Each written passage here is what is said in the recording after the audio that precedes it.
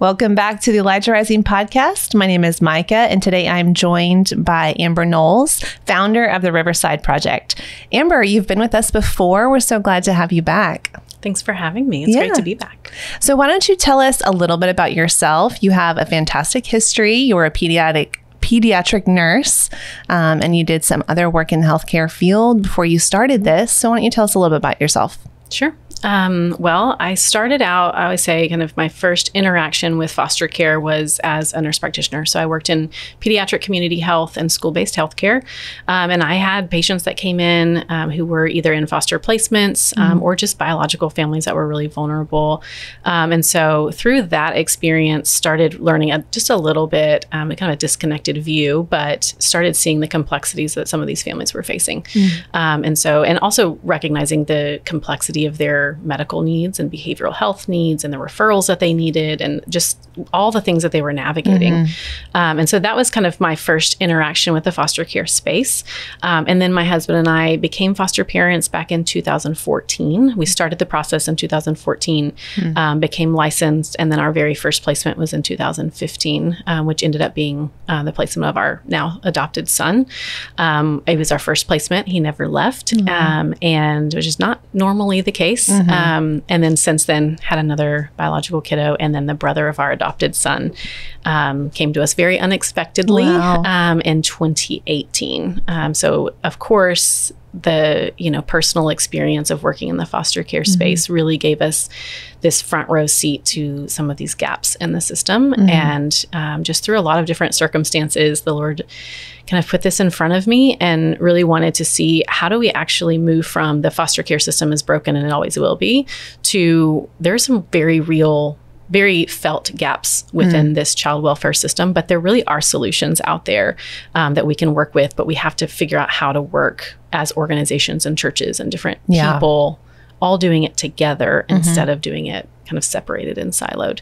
And so in 2018, we started the organization, and we've been doing lots of different things since then. That's amazing. It's an incredible story. I didn't realize that your kiddos were brothers. It's really special.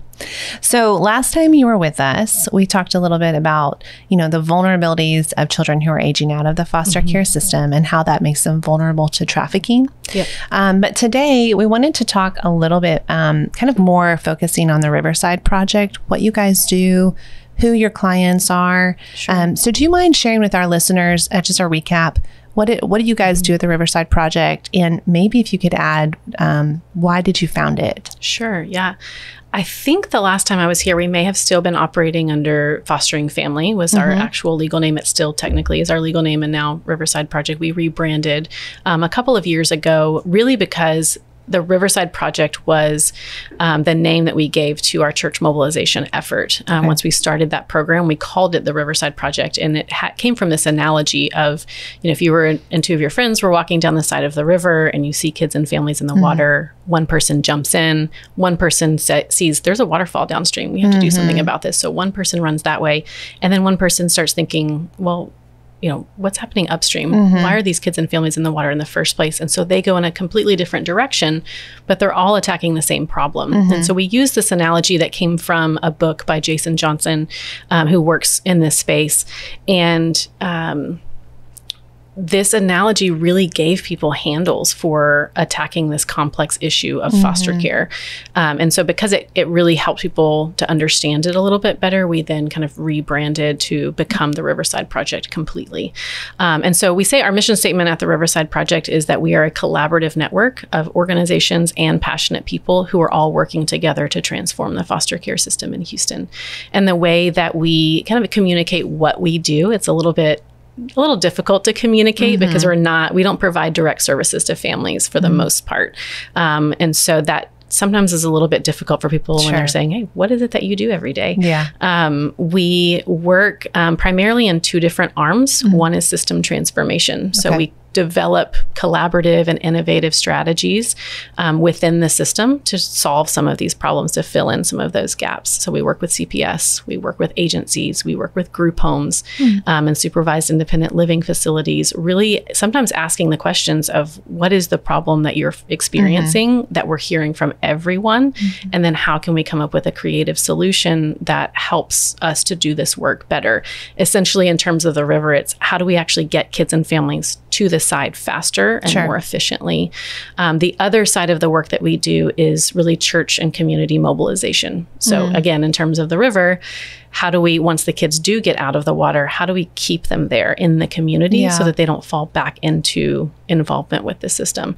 And so through that, we have a team of people, church mobilization specialists and community resource people, coordinators, who really help to mobilize the church and community partners to get kids and families and keep them out of the water. That's great. So that's, it looks like a lot of different things sometimes, but it's really coming at the idea that one single organization cannot fix this problem. Sure. We all have to be in the right place with the right tools, and then we actually have a shot at making change in this space. I love that you talked about systems change. So that's so fascinating. We'll touch on that later. Don't let me forget. I want to make sure that you answer some of those questions around what that looks like. You know, I've heard you say before that, you know, kids and families in the river, right? And so I think there's, you know, some misconceptions around, we just want to separate the kids and make sure the kids are safe and kind of disregard the family unit. Would you speak to that and maybe some other misconceptions that we kind of as society hold around the foster care system? Yeah, I think that's really important because the public image, as you also, I'm sure, interact with just within the trafficking space, those misconceptions change the way people view it and their willingness to get involved in that work, right? And so, one of the things that we say, even going back to that river analogy, what we say a lot in just conversations that we're having about this is that when we talk about going upstream and we talk about figuring out why kids and families are in the water and why they are vulnerable, what we often mostly don't see are really stable families just throwing their kids into the water. It's just, yes, abuse happens and horrendous abuse does happen. 100% those things do happen. But for the most part, it's vulnerable families who are in the water, and sometimes generations of families who have been in the water and maybe have never known, or if not for a very long time, have known what it's like to live on the side. And maybe they don't have the relationships or the resources or the stability to find their way out. And so that's a very real, I think, misconception that people have, is that foster care means kids and families are in the water because parents don't love them, parents are bad, or parents, don't love their children. And that's just not the case most of the time. And so that, just recognizing that starts to build some compassion for what's actually happening. Why are kids and families in this situation? And then in terms of what we do as a system, it's having the discernment to know when we're looking at a kid or a family, is this a situation where we can get the family out together, which is ideal? Or is this a family where if we don't get the kid out, the family's gonna, they will drown. They may all drown. And that's when you talk about CPS and the misconceptions there, it's a very hard job to be able to discern that and get the kid and the family out as well as we can as a unit while keeping everybody safe. So I think there's a lot there that we have to kind of, shift in our mindset and a lot of discernment that we have to utilize with those situations too. Yeah. And we see, we probably, our listeners for the most part know this, but, if you're talking about the river, I feel like even downstream from that, you see trafficking situations or just self-exploitation, survival sex, that kind of thing. Absolutely. And I'm sure there's other forks of the river that go different places. But so can you talk a little bit about when you're saying vulnerable families, what are you referencing? Yeah. The way we are speaking of it, so foster care as a system, we would say, is kind of midstream of this river. There are things upstream like poverty, addiction, crisis pregnancy, lack of education, all these things that are happening upstream that then funnel them down into the foster care system. So we would say we primarily at this point work on the midstream of the river from the point at which CPS gets involved. So kind of upstream of the midstream, all the way down to when a kid ages out of the foster care system, which then gets them kind of into this, what we would say is downstream. So yes, kids who age out, or even kids who, or families who interact with the foster care system and then do not find the support and stability that they need. That also includes the kid who has been adopted into a family and then put back into the system, or a kid who is adopted into a family that's really not meeting their needs appropriately, and still dealing with the traumatic experiences that they experienced. And that will then, continue to keep this cycle going, essentially. And so, yeah, I think vulnerable, I would say, is kind of anyone interacting, whether they're interacting with the foster care system or not. Vulnerable means they're not thriving, right? Yeah. They're not rooted in a community, and they're not experiencing health and wholeness. I'm sure there's a lot who fall into that scenario. I mean, there's a lot of different factors, right? I can think of dozens. Right. So, whether they have involvement with the system or not. Yeah. There are many, many, many vulnerable kids and families in our city. But understanding how all those different factors and social issues fit together and how they interact, rather than kind of, this is poverty, this is trafficking, this is, incarceration. And we kind of deal with the issues as individual problems. And we miss sometimes, how does poverty interact with foster care? How does foster care then interact with trafficking? It's like the connection piece of how one gets to the other. I think sometimes we miss that, and we miss opportunities to understand the problem in its entirety, if that makes sense. No, it totally makes sense. We see that all the time in trafficking. All of the risk factors that you can think of, like the vulnerabilities, we see them all in trafficking. You mentioned poverty, homelessness, lack of education, lack of adequate like healthcare or access to medical services, crisis pregnancy, abuse, addiction, disease. I mean, you name it, right? So many. So we have the same view that, it's not one organization or 50 organizations. It's like the community at large coming together. So I would love to hear more from you. I don't know if you want to talk a little bit about, how do you see those pieces coming together with the work that you guys do at the Riverside Project? You talked about getting kind of churches engaged, getting communities engaged. How do you try to bridge those gaps for people? Yeah, a lot of it is first, I think, starting out with just helping them to learn. So we say, hey, let's have conversations about what it is that you see in your community. So speaking specifically to churches, the way that we come alongside them, we know that churches in our community care about these things. I've never really met a church that would say, like, yeah, we just don't care. They're the church. Hopefully they care. Right. But the problem is more, I don't understand this issue. Sure. I don't understand what I have to give here. I don't want to hurt people unintentionally. And so what we can do, we say right off the bat, we're not the organization that you just give money to and then we go solve the problem, because theologically, we don't believe that that's how things get changed in our city. We believe that in many ways, the church is that vehicle for redemption. And so if we can then come alongside and give tools, doesn't mean that every church needs to be an expert on all things foster care.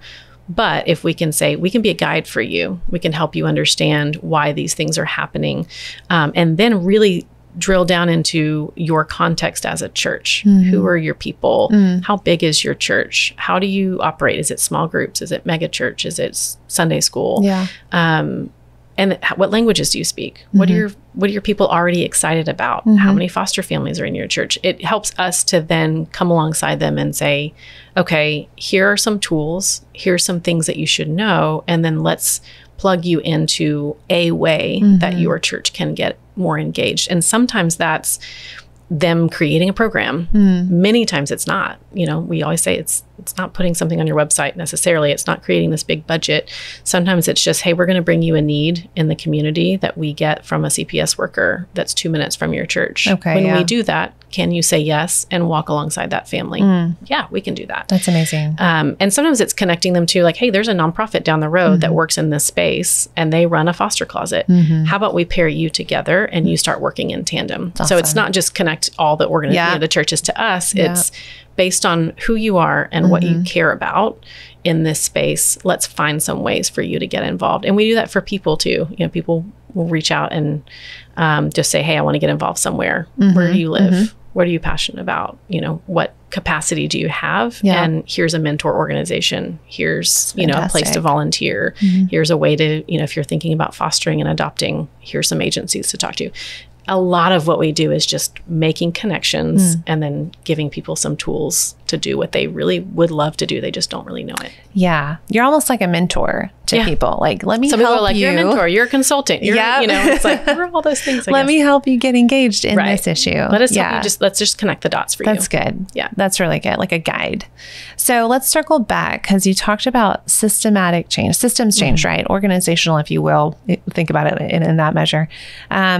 What are some gaps or some places that you see maybe in the welfare system or what have you that really need maybe updating, or you see, man, these problems are solvable, like you mentioned earlier. Do you see any themes that are kind of coming to the forefront of your mind in this realm of service? Yes. Let me think of all of them. No, there's a lot, I think, because it's such a complex problem. Sure. And it has so many different facets, right? You're talking biological families and their needs to keep families together, which is absolutely a priority. If we're ever to kind of like fix foster care, it doesn't start by just doing a big campaign for more foster parents. And sometimes we have to fight against that idea. It's not that we don't want people to become foster parents. Absolutely we do. We care about foster care and then see the need for it, and adoption too. We also understand that if this issue is going to be tackled, we have to try to keep families together in the first place. It's that upstream aspect of it, because we see downstream the things that happen and the trauma that happens. I see it in my home. I see it with my kids. I know what happens when those things don't work out the way that they should, and when a family can't stay together. And it's a very real thing and a part of the conversation that we have to be having. And so it's difficult because there's so many aspects that need to be fixed all at once. But in addition to that, I would say, the mental health aspect is a big one. The need for really good, solid, trauma-informed, attachment-focused behavioral health and mental health resources is unfortunately kind of lacking in our even in a city like Houston. There are lots of services out there, but as you would probably agree with in the trafficking space, the things that are needed they have to be relationship based, because the trauma that happens in these spaces is so relational. And so the ability to trust is fractured. The ability to connect is fractured. And so it's very hard for kids to then go into a foster placement or even go back to family or to a grandmother and be successful in their learning and in just in life, because they're still dealing with a lot of those ruptured relationships. And so that's one that we talk a lot about. It's a conversation we're having with a lot of stakeholders, and they believe that too. We're all kind of recognizing the need for this, but still trying to figure out, there's money involved in it. Like there's, someone has to pay for that. So it's very complex. And so those types of things are a really big deal. And we're trying to come up with some more innovative ways to work on those things. It's fantastic. Yeah. I mean, it's at the basis, the foundation rather, of everything that you want to build upon, that trust, that place of trust, feeling like I'm safe. I can let down my guard. Absolutely, and then learning, right? And then like new behaviors, new patterns, new relationships even are being able to form out of that. So we absolutely see that in the trafficking, in the safe home that we run. And then we're serving women in their adulthood who maybe have a decade of this in their past, right? So it can really impact them just the rest of your life, every little factor, Yeah. And I think it also impacts the way that it kind of affects generations after that. When absolutely. Moms or moms that you see in the restoration home who have been in these exploitive circumstances, and then they're also trying to parent their children. Well, those things influence one another, and the trauma that the kid then experiences, and the just instability of the home when a mom is still dealing with that. It's hard for them to navigate, and it's hard to sometimes find the resources that are actually going to be effective in those spaces. Absolutely.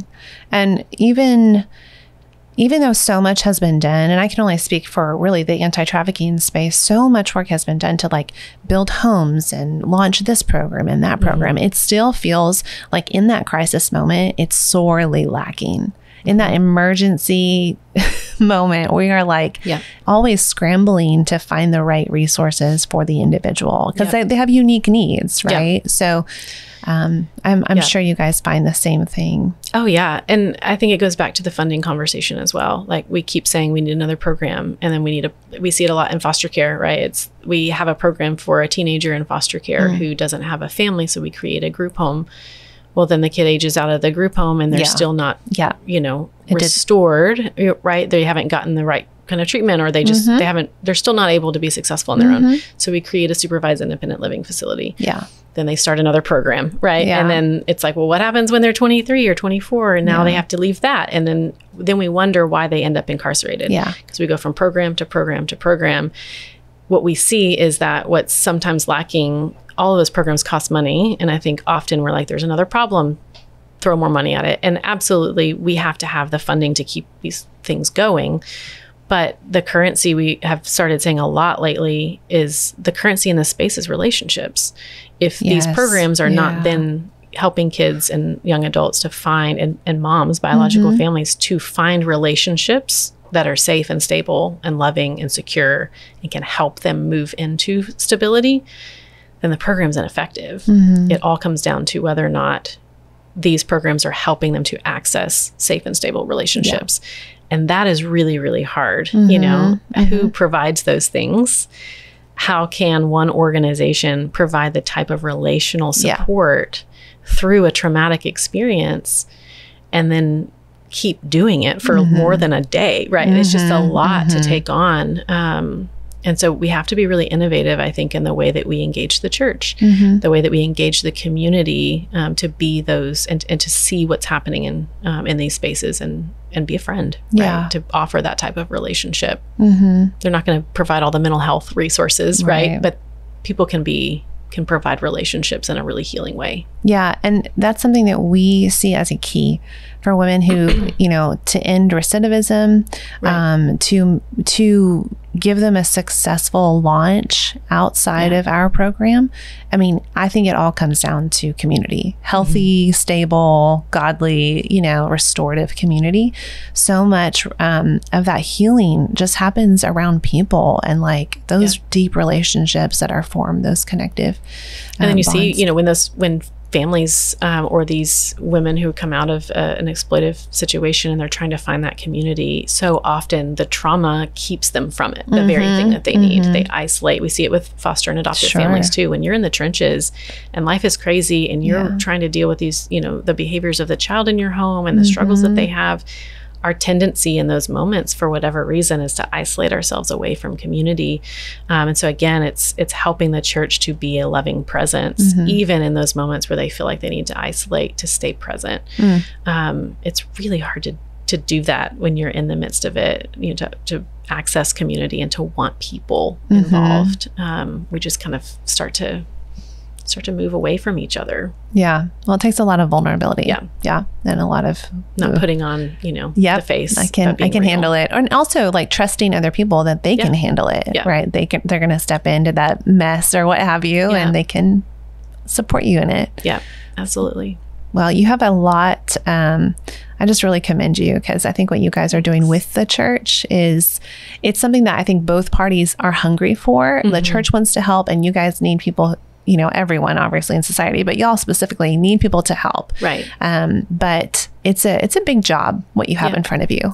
And unfortunately, the reputation of the church has become in many ways not a place where people find safety. And I think there's something to really mourn and lament in that, that people are not often finding safety and stability and wholeness by being a part of the church. I do think it is happening, but in many ways, what we're seeing is we're kind of discipling in some ways the church to step in and to say, hey, let's really prioritize becoming a church where people feel like they can find real, not just the gospel-centered community, that, but really be able to carry people's burdens and needs. And unfortunately, whether it's through just distraction or can't even really put my finger on what it is exactly. But in our culture, we've kind of shifted away from discipling our people to get in the water. People we say often, we don't fish people out of the water. We have to get in. That's what Jesus did. He didn't stay in heaven. He actually entered into our world, and therefore we can follow him there. But it's uncomfortable and it's messy, and we don't always know what to say or what to do. But I do think that there's a really big need for the church to think more deeply about how we're discipling our people into hard things, rather than teaching our people to insulate from the world. It's the only way that the church really becomes the type of place where people heal. Man, I love that. So we could talk all day long on that. I'd love to.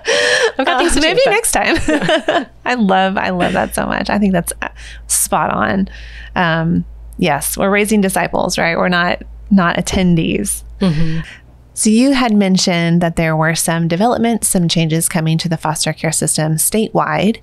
Would you kind of walk us through what that looks like? Sure. It's trying not to get too much into the weeds with all of it. It's kind of a little bit complicated, but essentially the state as a whole is redesigning the way that foster care is delivered. This has been rolling out for several years now.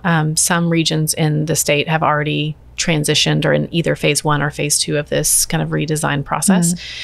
We are on the brink of it here in Houston. We actually anticipated that Houston would be the last region. So we weren't really expecting it fully until 2029-ish. But we're actually on the brink of this transition right now. And so a lot of the work, a lot of the conversation we've been having, some of the work that we've been doing has been with a lot of stakeholders across from DFPS to different agencies and people like that, saying, how do we prepare for this? Well, how's this going to change delivery for foster care? But essentially what it is, the state is essentially privatizing an already somewhat privatized foster care system, if that makes sense. So the way on a local level, the way that foster care is delivered is, right, you have a state agency in DFPS, and then locally there are DFPS regions or regions offices of DFPS. And then you have lots of different agencies that then contract with DFPS to place kids in foster care. So for placement and case management, it's like, the people you've heard of, Arrow, DePelchin, Homes with Hope, PCHAS, or Presbyterian Children's Homes. There's 50 of them probably as an estimate here in Houston. Lots of different group homes. They all contract. What will happen is one lead agency will kind of take the lead for placement and case management in each individual area. So they're calling it community-based care. The idea is that each region will kind of take ownership of their own system with placement of their kids and case management of their kids. The idea is really, right, a state organization is trying to create standards and all of these different things for all of these different places. Midland is different than Houston, which is different than San Antonio and East Texas. And so the idea is that we would, through this type of community-based model, be able to really look at each individual community and say, okay, what is it that we need here in Houston? What players, what assets, what struggles do we have here? And then how do we start to address them as a community? And how do we keep Houston kids here rather than moving them from all these other different places? How do we keep siblings together? All of those types of things. Got it. So it's a major overhaul. Everyone asks me, like, what do you think about it? What's your opinion? What's your take? It's complex. It's going to be complicated and difficult because it's a huge shift. I would say the fear that I have is that because we have many of the same problems that are going to be there either way, that we fall into the same struggles that we've had for ages. There's a very real temptation, I think, that could happen is one lead agency takes the contract and then it just becomes the same old thing. However, I do think that there's a lot of opportunity for, it's supposed to be community-based, so collaboration is at its core. If we really do take ownership of this as a community and start working together, we can create these really great innovative opportunities to change what's happening and actually fix and transform the system as we know it. But it's going to be a lot of work. Yeah, it sounds like a ton. Like everything has to shift. And so when do you know when they anticipate that process being completed by? As of now, the agencies, there's kind of a RFA or request for applications that's currently open. And it is like this fall. So I know that certain organizations or agencies who are kind of vying for that contract, for the lead agency contract, have applied. I don't know exactly how many of them. I just know which ones have. And then DFPS will be a part of kind of selecting or entering into negotiations. They say this fall. Okay. Could be extended, who knows, but it really is, it's very imminent. And so our community is really just gearing up for what's this going to look like, how are kids and families going to be affected, and then how do we utilize this in a way that it actually does get to system transformation. That's fascinating. I mean, it's a really unique, it's an interesting concept that people could maybe band together. I'm going to say regionally, but really it's smaller than that, you know? I do think when you think about God's timing for things, I started this organization not really having a clue what I was doing or what I was getting into. And now kind of being on the brink of this, not to say that this is the only reason why all this happened, but everyone in different parts of the state who have already gone through a model, kind of some of this transition, they've said this type of model really rises and falls with a community's ability to collaborate and work together. Wow. And because there's been this kind of foundation that we've really had a privilege and honor to kind of build over time, I do think we're set up very well to be successful. It's still going to take a lot of work. It's still going to take a lot of humility from a lot of the players involved and coming to the table to solve these issues. But I think because there has been this foundation, not just through us, but by a lot of organizations coming together and figuring this out, I do think we have a really good shot to make it successful. That's really encouraging to hear that. Let me shift gears a little bit and let's talk a little bit about the preventative work that you guys do. We've touched on the vulnerabilities and everything. You know, when we serve women in our safe home, we have adults in our safe home, and almost all the time they have children. They have children that have been either they're with family, they're estranged, or worse, they're in CPS. What resources would you say are available for families, you know, maybe who are facing the potential of CPS taking away their kids or having to come up against something like that? Yeah, there's a couple of things that I think I would point to there. One, we run a program called the Response Network, and this would be for someone who has some level of interaction with the system already. So it's not far enough upstream, but it is a significant resource. A couple of years ago, we started an initiative called the Response Network. And so we work with CPS workers primarily, but also about 14 different organizations or agencies in Houston who are caring for biological families who have interaction with the system, or kinship families, so relative caregivers, a grandma taking in their grandkids, aunt, uncle, things like that, or aged out youth. So kind of those most vulnerable, not as much foster and adoptive families that tend to have the resources to get what they need, although we do have those from time to time. Caseworkers who are working with those families, if they recognize a need, whether it's for a tangible, you know, grandmother took on 5 grandkids and needs beds for them or bedding, something like that. Or it could be for a referral, like they need a housing referral, they need trauma-informed counseling, there's, you know, they need an extermination service or a house cleaning or something like that. They can fill out a form on our website, and then based on our network where the family lives, we will then say, hey, let's pair this family up with this church that's 2 minutes away, and they can step in. The goal is for them to get the need met, right? They need the thing or the service. But the goal is to offer relationship as well in the midst of that. And so on the flip side of it, we train our churches, hey, if we come to you with that need, there's a family 2 minutes from your house that's experiencing XYZ. Can you step in and provide this, but then offer to continue walking with that family? It's been largely successful. It's churches that want to help, they just don't know where the needs are. And then families that are like, yeah, I would be willing to, you know, get help from a church. And so I don't know the exact number, but a large percentage of the needs that are coming in are for biological families that get put in by investigators. So a family is experiencing some sort of neglect or has a report, and the investigator steps in and says, this is something that this family the kid does not need to be removed, but they do need help. And so they'll bring that to us, and we're able to then use our network to get those needs met and hopefully close the case so that they don't have to have any more interaction with the child welfare system. Right. So that's one way, if they do already have some interaction, that hopefully their caseworker can help them get connected to the right resources through that program. Another thing I would say is that there are a few agencies around the city who do voluntary placements and that are very open. They're not necessarily with a removal, a court-ordered removal. I know Loving Houston is one. Casa de Esperanza is one. Boys and Girls Country is more of a residential cottage home in Hockley that take voluntary placements from families. So they are working with the biological family to help them to become restored. But the family can also say, hey, can you care for my child while I get better? Yeah. And we don't have to go through a court-ordered, judge, all that involvement. And those can be really successful too.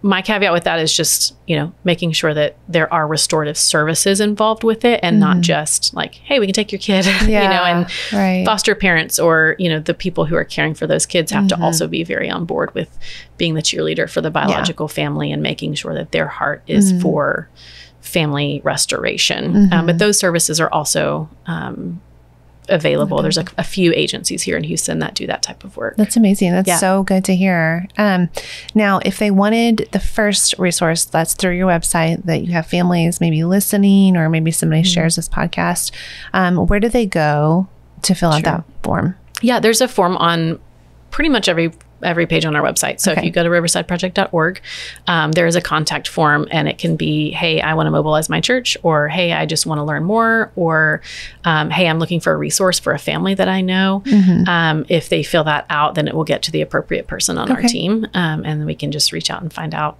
a little bit more about what they're looking for. Awesome. Yeah. Well, let's wrap up with this. Do you have any kind of testimonial, or maybe I hate to use the word success story. I really don't even like that, but something like that, like, where you've seen the impact of your work in a person's life.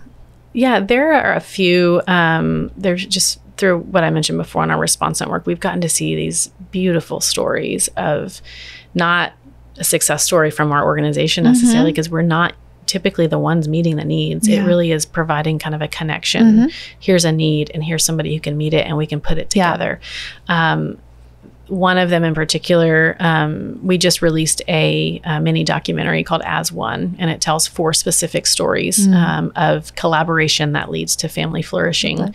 One of those is from one of our church partners at Sojourn Southside.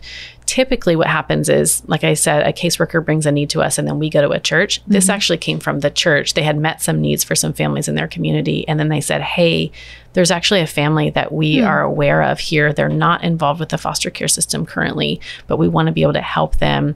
They brought us the need and said, these are the things that this family needs. Can you help us to meet them? And then we were able to connect. This family in particular was a family who had been previously homeless. It was a mother of 5. And she had been homeless, was able to secure an apartment, but had nothing in it. I think she had like one couch, and that was it. Everyone was sleeping on the same couch. And so because we have a partnership with the Houston Furniture Bank, we were then able to connect her with the Houston Furniture Bank, and then a couple of other, situations and different resources. But again, the church was able to provide that. We were saying, here's a connection. They were able to come with the family to the Houston Furniture Bank to get everything that she needed. And now they're still walking with that family over time. Awesome. Again, it's the things that are getting, the needs are getting met. The tangible needs are very important. Yeah. But the relationship is still there. Yeah. That church was able to walk alongside, find resources quickly, rather than going to like a, 411 helpline, like, where do we find all this stuff? Yeah. We can make those connections happen. Yeah. And I think it's really beautiful when those types of things happen, and then families are able to find stability. Yeah. Yeah. It's just working together, finding ways to work together. And those kids are going to remember, right? This is when we got a kitchen table. Like, those are markers in their memory. Yeah. So it's such an amazing opportunity for that church to just establish that relationship and hopefully demonstrate like the tangible love of the Father, Yeah. Well, Amber, we could talk all day. There's so many things we haven't covered. I know that you have inside of you that need to be shared. Do you think you want to leave anything with our listeners, that something important we haven't touched on or talked about? I mean, the only thing that I would say is I do think that every person in our city has a place along the river, whether that is with a trafficking organization or working with a poverty organization, or maybe it's not even working with an organization at all. Yeah. It's just kind of really praying for the Lord to give us eyes to see what's happening in our neighborhoods, or, bringing somebody who is vulnerable in our midst into, our purview, and being able to have the courage to respond. I think just asking the question and being willing to say, I have something to give. And it's going to be different for every person. But we always say everyone can do something. We just don't all need to do the same thing. Yeah. And so really just thinking through, what is it that I have to give? And then whatever that thing that comes to mind or that the Lord brings, just having the courage to step forward with it and learn, connect, get involved, whether that's through your church or through an organization or just through your neighborhood. It's always worth it. Thank you. That's amazing. Well, Amber, it's been a pleasure to have you. Thanks for having me. I hope you'll be on our show again. And if anybody wants to connect with you, it's riversideproject.org. Well, you guys go and check her out. And if you haven't already, like and subscribe to this podcast, share with a friend, and we will see you next time.